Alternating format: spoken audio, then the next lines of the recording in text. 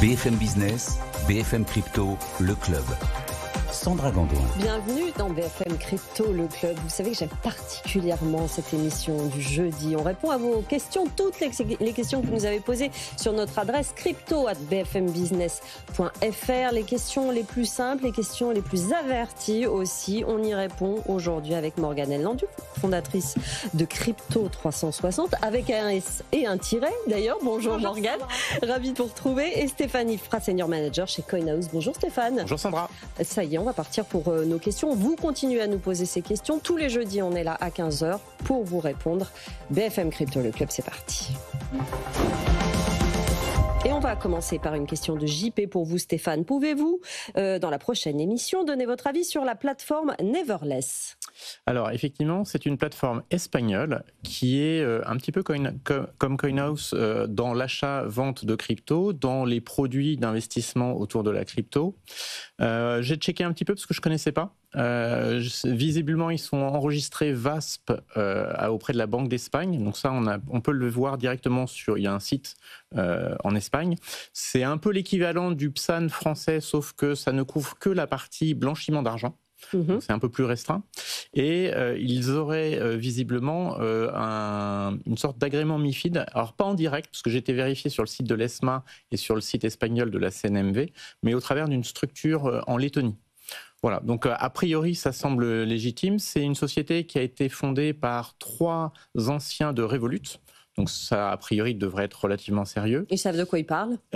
Pardon ? Ils savent de quoi ils parlent. Normalement, oui. Et enfin, ils ont fait une petite levée de fonds en 2024, à peu près 6,7 millions d'euros pour financer leur développement. Donc, a priori, il n'y a rien qui semble dire que ce n'est pas légitime.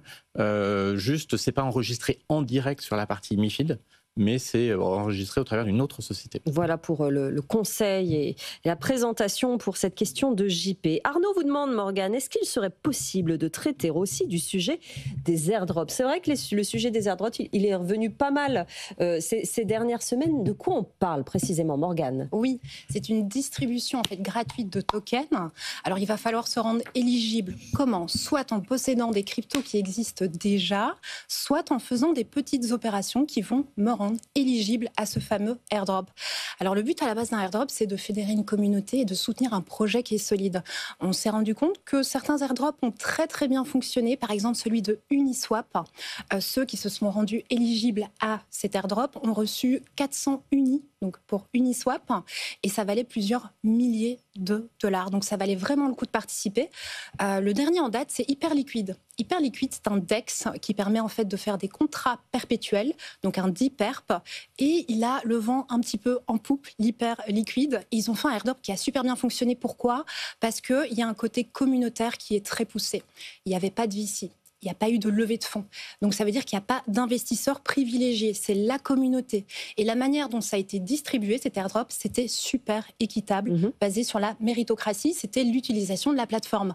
Donc il y a des très très beaux cas d'airdrop. Par contre, il y a des airdrops où ça s'est plutôt mal passé. Et en général, c'est quand on est plutôt tourné sur la spéculation et qu'on a en fait un projet qui n'est pas très solide. Donc ce que font les gens, c'est qu'ils reçoivent les fameux tokens et puis en fait ils les vendent et donc le prix chute complètement. Donc l'airdrop, c'est un cadeau, mais en fait c'est plus que ça, c'est un levier stratégique qui va permettre de fédérer une communauté, mais derrière un projet qui sera solide. Si vous voulez participer à l'airdrop, moi je vous recommande quand même de vérifier qu'est-ce qui est derrière, quelle est l'utilité du token que vous allez recevoir. Pour éviter les mauvaises surprises, exactement. On fait ça. Et puis il y a des sites gratuits comme Coin Academy qui permettent en fait de voir le listing entier de tous les airdrops et surtout quelle action je dois faire pour être éligible, pour ceux que ça intéresse. On a aussi des questions très simples dans cette émission. Ça va du plus débutant au plus averti sur les crypto-monnaies. Il y a Lucien qui nous demande qu'est-ce qu'un stablecoin ? Et c'est une très bonne question, je trouve, parce que c'est vraiment... aujourd'hui, les stablecoins prennent énormément de place. En 2025, il y a des réglementations qui se mettent en place. Il y a le Genius qui a été adopté aux États-Unis. On sent bien qu'il va y avoir un avenir pour les stablecoins. C'est bien de réexpliquer de quoi on parle, Stéphane. Alors effectivement, un stablecoin, c'est un crypto-actif qui est un peu particulier, c'est qu'il est indexé à, alors en général, soit du dollar, soit de l'euro. Je ne crois pas qu'il y en ait beaucoup d'autres en termes de stablecoin qui aillent s'indexer sur des autres monnaies. Donc globalement, si vous achetez un stablecoin en dollars, il va se comporter comme le dollar. Donc si le dollar ne bouge pas par rapport à l'euro et que vous êtes fondamentalement un investisseur euro, il n'y aura pas de gain à attendre. Alors pourquoi c'est utile ces stablecoins on va dire, adossés à des devises classiques? C'est relativement simple, ça permet d'avoir des positions d'attente, notamment quand on est exposé sur des crypto-actifs, on va dire plus risqués, où il y a des fortes variations de cours, et qu'on n'a pas envie, quelque part, d'être fiscalisé sur une plus-value. Et bien plutôt que de revendre, mettons qu'on ait acheté du Bitcoin à, je sais pas, 80 000 $ le Bitcoin, qu'on veuille le revendre à 100 000 $, donc qu'il y aurait un gain sur un Bitcoin de 20 000 $, là, si on le revend contre une monnaie fiduciaire, donc contre de l'euro ou contre du dollar, on est fiscalisé. L'avantage d'avoir un stablecoin, c'est qu'on peut le revendre contre ce stablecoin, ce qui fait qu'on est quasiment exposé à la même devise, mais on reste dans le monde crypto. Donc d'un point de vue fiscal, il n'y a aucun impact fiscal et la plus-value est reportée à plus tard. On peut retourner dans l'autre sens aussi? Tout à fait. Donc en fait, et d'ailleurs, la plupart des cryptos sont cotés contre des stablecoins et non pas réellement contre des devises classiques. C'est beaucoup plus fréquent de voir des cotations contre stablecoins. Enfin, le stablecoin, on va dire, donc, ça sert pour le monde crypto, notamment sur la partie trading et surtout, il y a un petit avantage, on va dire, fiscal en France. Après, les stablecoins peuvent également servir de moyen de paiement parce que finalement, quand j'ai un stablecoin en dollars, c'est presque comme si j'avais du dollar. La plupart de ces stablecoins sont backés un pour un par des devises. Donc pour le coup, c'est comme si vous aviez un crypto-actif qui a un collatéral, ce qui garantit quelque part la valeur. Alors dans le passé, on a eu des stablecoins qui n'étaient pas collatéralisés. On peut penser au Luna, qui avait émis son stablecoin et qui là, pour le coup, il y a eu des gros déboires là-dessus. Maintenant, tous les stablecoins qui restent, en tout cas la plupart, sont backés par un collatéral et souvent c'est la même devise. Aujourd'hui, le stablecoin, il a effectivement le vent en poupe parce qu'on peut s'en servir pour faire du paiement transfrontalier ou à l'intérieur d'une même zone. Et il y a certains pays où c'est très utile, quand la monnaie est très dévaluée, par exemple. Oui, où il y a même des pays où il y a des problèmes de restrictions au niveau du change. Oui. On a entendu parler, il n'y a pas si longtemps que ça, des Russes qui se faisaient payer une partie de leur pétrole, alors cette fois-ci en Bitcoin, par les Chinois. Ils pourraient très bien se le faire payer par du stablecoin dollar, parce que c'est moins volatile, sachant que les US, a priori, n'ont pas la main sur ces stablecoins-là. Donc ça peut être aussi intéressant comme moyen de paiement, on va dire, pour des grands échanges mondiaux, plutôt que de passer par du dollar et donc les banques américaines, avec tout un tas de frictions, on peut imaginer qu'on continue d'utiliser le dollar, mais sous une autre forme. Ce n'est pas des billets, ce n'est pas des comptes bancaires, c'est de la crypto. Une question pour vous, Morgane, c'est Anthony qui vous demande, j'ai une question un peu technique, est-ce qu'il est possible d'acheter une portion de Bitcoin et de détenir cette portion ? Oui, alors j'ai une mauvaise nouvelle pour cet auditeur. Non, effectivement, on peut. J'ai une très très bonne nouvelle, c'est qu'on peut évidemment acheter une toute petite part de Bitcoin. On peut aller même jusqu'à 8 chiffres après le zéro, c'est un SAT. Alors c'est en l'honneur de Satoshi Nakamoto, le créateur de Bitcoin. Et c'est ça qui est magnifique avec le Bitcoin, c'est que tout le monde peut acheter au prorata de ce qu'il a envie de mettre. On peut, sur les exchanges, la plupart du temps, ce que j'explique souvent, c'est 20 €. Mais on peut très bien aller jusqu'à 1 €, 10 € sans aucun problème. Donc oui, on peut. Et puis pour la conservation, devenir souverain de son Bitcoin, déjà c'est super qu'il pose cette question, parce que ça veut dire que cet auditeur a compris qu'il y avait une différence entre posséder une crypto réellement, être souverain, et en l'occurrence il parle de Bitcoin, donc c'est quand même super important, et la détenir sur par exemple un exchange ou une plateforme qui va faire travailler vos cryptos. Oui, effectivement, il y a une possibilité d'être souverain, alors il va falloir ouvrir un portefeuille, par exemple, je pense qu'on va peut-être en parler, être propriétaire réellement de mes clés privées, ce qui va prouver en fait finalement ma propriété sur la blockchain tout simplement. Donc oui, on peut acheter une toute petite part et on peut en devenir souverain quand on a une gestion en propre, avec nos propres clés privées. Là, c'est possible. Les deux sont possibles, effectivement. Mais ce qu'on disait hier avec Jonathan Erskovici, c'est que les investisseurs en Bitcoin détiennent de plus en plus leur Bitcoin en propre sur des clés. Oui, il y en avait de moins en moins sur les exchanges. Exactement, il y en a de moins en moins sur les exchanges. Tout à fait. Vincent vous demande, Stéphane, quelle performance pour les différents types de crypto ? Parlons un peu investissement. Alors, pour le coup, ça c'est la partie un petit peu plus compliquée, parce que l'univers des cryptos est très très vaste. Il y a plusieurs dizaines de milliers de cryptos. Donc quand on parle de crypto, on parle de tout et de n'importe quoi. Je pense qu'il faut d'abord regarder, on va dire, Bitcoin, qui est quand même la crypto qui pèse sur à peu près 63-64% de part de marché. Donc c'est vraiment la crypto principale. Ouais. Et là, on reste dans un marché qui est plutôt haussier. Certes, il y a des hauts, des bas, mais on est plutôt dans une dynamique haussière. On est dans un cycle haussier qui est censé se terminer un peu plus tard dans l'année. Quand exactement, c'est toujours difficile. On essaye de se caler sur les précédents cycles, mais ce n'est pas les mêmes intervenants que dans les précédents cycles. Donc il y a certainement des choses qui vont changer, peut-être d'un point de vue amplitude, peut-être aussi d'un point de vue fenêtre de temps. Voilà. Donc il y a le Bitcoin qui est plutôt dans une phase positive, qui est un petit peu compliquée, mais qui est vraiment dans sa phase positive, comme on aurait pu s'y attendre, et comme les cycles précédents l'ont montré. Maintenant, sur le reste du marché, c'est beaucoup plus difficile. Pour le coup, les altcoins n'ont pas du tout suivi la tendance du Bitcoin justement sur ce marché haussier. Alors, il y a quelques petites exceptions, mais vraiment pas beaucoup. Et on est plutôt dans un marché qui est baissier en fait sur les altcoins, avec là encore des grands mouvements à la hausse, à la baisse. Mais on a plutôt un marché qui est en retrait. Et là, pour le coup, c'est une nouveauté par rapport à ce qu'on a pu connaître dans les cycles précédents. Donc attention, dans le monde des cryptos, quand on parle de prix, il faut être assez spécifique en termes d'actifs. Je pense qu'il faut distinguer Bitcoin. Il y a vraiment une histoire très particulière. On le voit cette année et on le voit depuis pas mal de mois. Et il y a quand même cette histoire autour des ETF.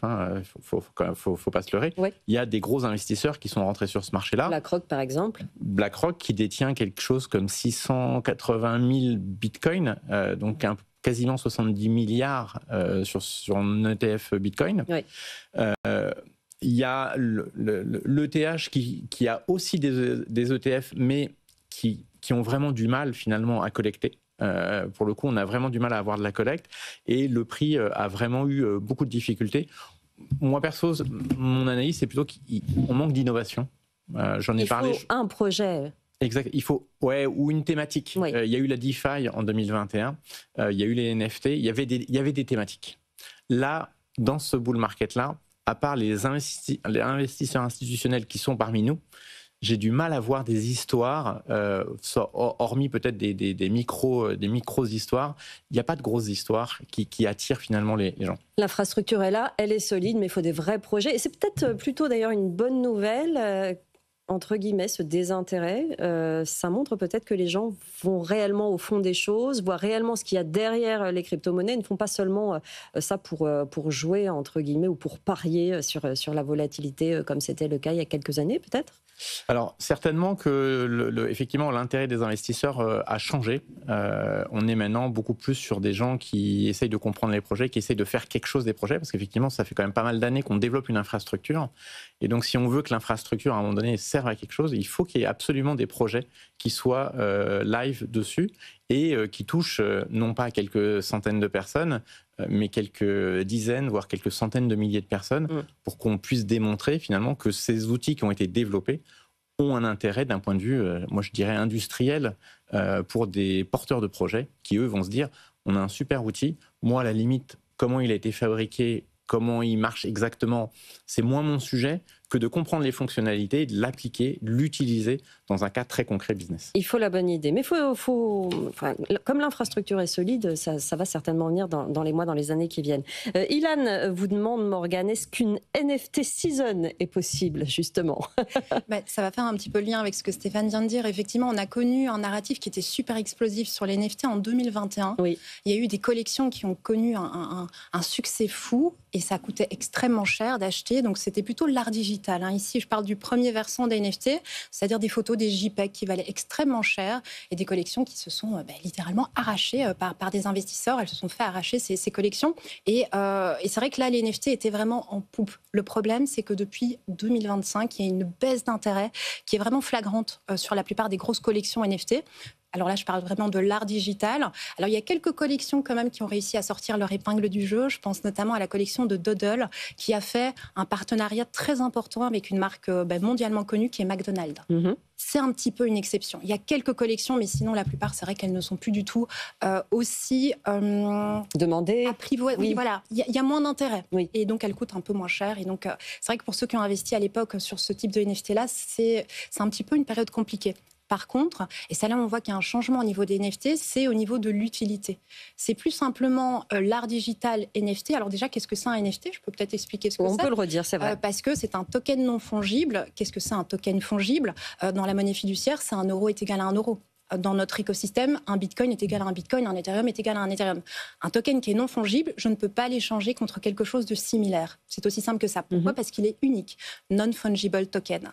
Et donc, en fait, là où les NFT peuvent prendre un autre tournant et peut-être gagner de nouveau l'intérêt, ce serait peut-être en utilisant leur propriété unique, c'est-à-dire l'identification, la propriété. La certification, c'est là-dedans que ça se développe. Exactement. Au niveau des real-world assets, au niveau de l'immobilier aussi, au niveau des terrains dans le métaverse, au niveau du gaming, au niveau des communautés aussi. Si j'ai un NFT, je peux participer à des meet-ups, je peux rencontrer aussi des gens. Donc ça crée vraiment un côté communautaire qui est intéressant. Dans le monde du vin aussi, il y a des grosses collections de vins qui ont aussi un NFT. Et avec cet NFT, je peux rentrer en communication avec la personne qui a créé, par exemple, ce vin-là. Donc, c'est là où les NFT peuvent être intéressants. Un NFT season, pourquoi pas, mais pas sur ce qu'on a connu, en tout cas pour l'instant, sur l'art digital, mais plutôt sur l'utilité avec des projets solides où on va venir en fait répondre à des besoins réels. Oui, Stéphane ? Et du coup, effectivement, on trouverait un vrai intérêt à l'utilisation d'un outil. Oui. Au-delà finalement juste d'une hype ou d'un effet de mode, là ça serait vraiment, on trouve une utilité dans le monde réel pour on va dire pour une crypto. Ça a commencé, il y a des startups qui s'ouvrent là-dessus sur la certification, la conformité, le côté unique des objets. Si même les grandes entreprises, les grands groupes commencent à se saisir de ça, ça peut redonner la NFT season qu'on attend, parce que pour le coup, là, il y aura vraiment derrière des gros groupes qui auront une demande infinie pour leurs produits. En tout cas, on verra comment ça évolue. Mona vous demande, Stéphane, comment fonctionne le cycle du Bitcoin? C'est une question très intéressante parce qu'on dit souvent dans cette émission les cycles, on a un petit doute sur est-ce qu'ils vont se ressembler, surtout celui de la fin de l'année. Alors, effectivement, il y a une particularité dans le monde de la crypto, c'est qu'on a un cycle d'environ 4 ans. En tout cas, depuis le lancement du Bitcoin, on a observé ces cycles. Ils ont, pour moi, leur fondement autour de ce qu'on appelle le halving, donc la division par 2 de la rémunération des mineurs à peu près tous les 4 ans. Dans le cadre du protocole, donc c'est écrit gravé dans le marbre, et ça entraîne quelque part une chute des bitcoins que les mineurs vont pouvoir toucher. Comme ces mineurs, la manière dont ils fonctionnent, c'est ils ont en termes de chiffre d'affaires les bitcoins qui gagnent fois le prix. En dépenses, ils ont des cartes, alors pas des cartes, mais on va dire des capacités de calcul, qui sont souvent des cartes graphiques ou des cartes spécifiques, de l'électricité pour les faire fonctionner, oui. Et puis un lieu pour les accueillir, et puis éventuellement des personnes pour s'en occuper. Donc c'est une activité d'industriel. Donc pour que cet industriel continue de gagner de l'argent, parce que sinon il ne participe pas au jeu, en ayant sa rémunération en Bitcoin qui est divisée par 2 tous les 4 ans, il faut qu'il y ait une forme de hausse du prix pour, à minima, compenser cette baisse en termes de rémunération, en termes de nombre de Bitcoins générés. Un bloc est généré toutes les 10 minutes environ, et c'est tous les 210 000 blocs qu'on a une division par 2, ce qui fait à peu près 4 ans. Qu'est-ce qui se passe là-dessus ? Globalement, évidemment, comme c'est un phénomène connu, le marché anticipe. Dans son anticipation, finalement, il s'est calé. Alors pourquoi c'est comme ça, j'en sais rien, mais en tout cas, on observe qu'il s'est calé. En gros, 6 mois après le halving, en général, on a un nouveau plus haut par rapport au cycle précédent.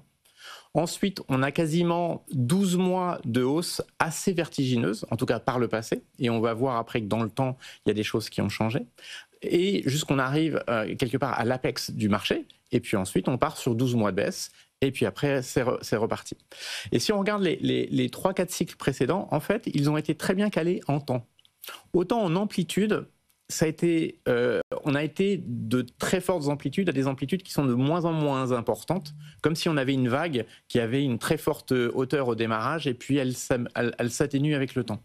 Et ça, on peut le comprendre parce que quand on part d'un marché qui est tout petit, faire x2, x10, c'est assez facile. Quand on parle d'un marché qui fait 1,7 trilliard sur le Bitcoin, c'est très compliqué. Oui, bien sûr. Voilà. Donc, il y a ça. Et ensuite, donc, voilà, le cycle, c'est ça. Ça nous amènerait, je dis bien amènerait parce qu'on ne sait jamais ce qui va se passer, à un top de marché entre, on va dire, autour de Q3, Q4 cette année. Donc attention, on arrive peut-être dans la phase un peu terminale.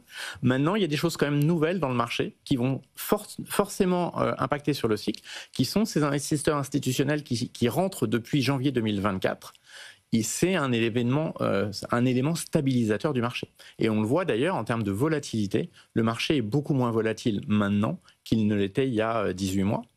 Et ensuite, en termes de quand on regarde les creux, quand on a des petites crises comme on a eu récemment entre l'Iran et Israël, les marchés equity en général ils réagissent au quart de tour. Là en l'occurrence c'était au Moyen-Orient, donc le pétrole a réagi. C'est tout à fait normal. Les cryptos ont également réagi. Elles se sont rattrapées très rapidement, voire un petit peu plus rapidement que les equity, en dépassant leur cours d'avant la crise. Voilà. Donc ça, c'est intéressant.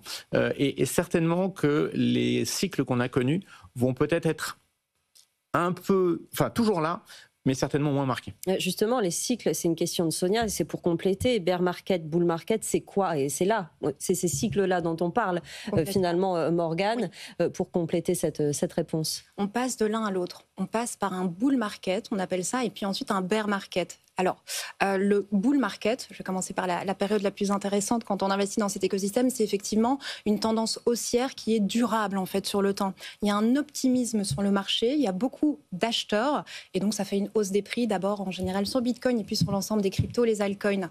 Alors pourquoi bull? On pourrait se demander en fait, c'est le symbole du taureau. Oui. Et pourquoi le taureau? C'est parce que le taureau, il l'attaque de bas vers le haut. Et donc c'est le symbole du marché qui monte. Oui. Je crois que c'est anecdotique de l'expliquer aussi.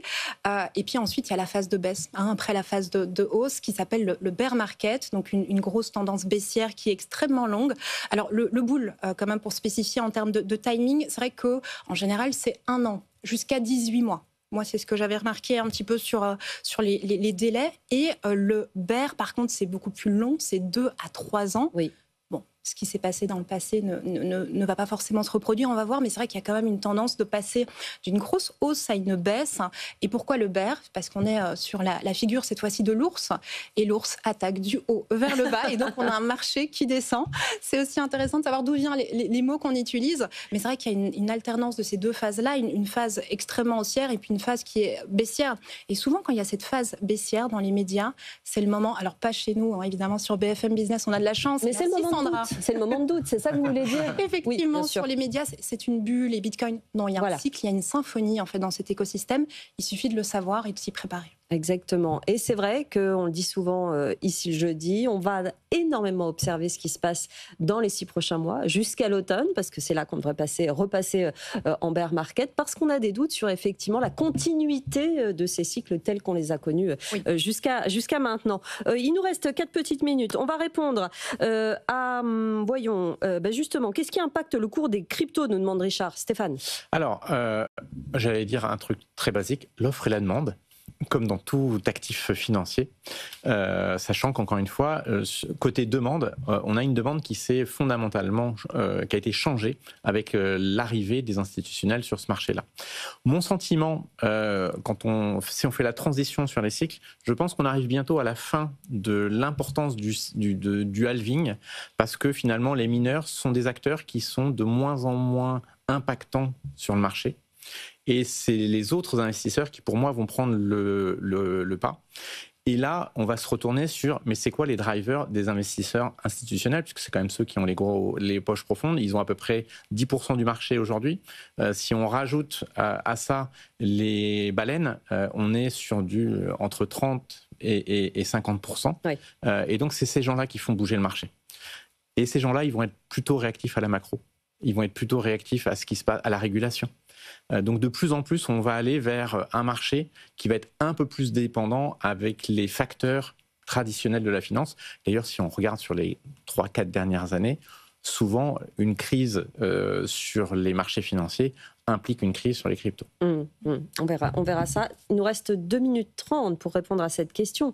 On nous l'a déjà posée, mais visiblement elle est importante. Comment on conserve ces cryptos? Et c'est vrai qu'il y a de multiples façons de le faire, Morgane, pour terminer. Alors je vais aller sur les solutions les plus classiques, un portefeuille. On va ouvrir un portefeuille, ça peut être un portefeuille de type froid, un portefeuille de type chaud.